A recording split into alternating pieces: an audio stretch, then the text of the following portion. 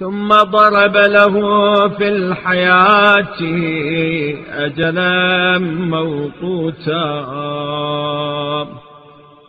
ونصب له أمدا محدودا. پھر یہ کہ اسی نے اس کی زندگی کا ایک وقت مقرر کر دیا اور ایک معینہ مدت اس کے لیے ٹھہرا دی. يتخطى إليه بأيام عمره ويرهقه بأعوام دهره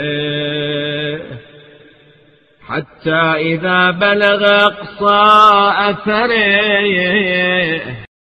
جس مدت کی طرف وہ اپنی زندگی کے دنوں سے بڑھتا اور اپنے زمانہ زیست کے سالوں سے اس کے نزدیک ہوتا ہے، یہاں تک کہ جب زندگی کی انتہا کو پہنچ جاتا ہے.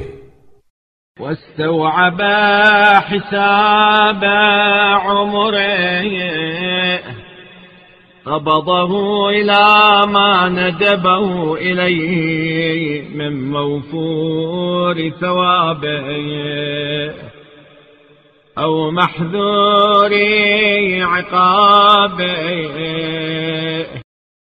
اور اپنی عمر کا حساب پورا کر لیتا ہے تو اللہ اسے اپنے ثواب بے پایاں تک جس کی طرف اسے بلایا تھا یا خوفناک عذاب کی جانب جسے بیان کر دیا تھا قبض روح کے بعد پہنچا دیتا ہے. لِيَجْزِيَ الَّذِينَ أَسَاءُوا بِمَا عَمِلُوا وَيَجْزِيَ الَّذِينَ أَحْسَنُوا بِالْحُسْنَى.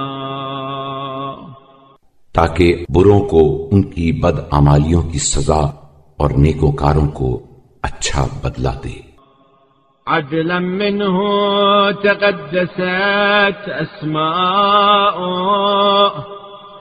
وتظاهرت آلاؤه لا يسأل عما يفعل وهم يسألون. اپنے عدل کی بنا پر اس کے نام پاکیزہ اور اس کی نعمتوں کا سلسلہ لگاتار رہے.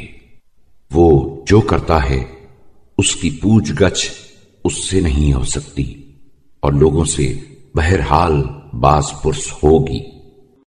والحمد للہ الذی لو حبس عن عبادی معرفة حمدی على ما ابلاهم من مننه المتتابعة. تمام تعریف اس اللہ کے لیے ہے کہ اگر وہ اپنے بندوں کو حمد و شکر کی معرفت سے محروم رکھتا ان پہم عطیوں پر جو اس نے دیے ہیں.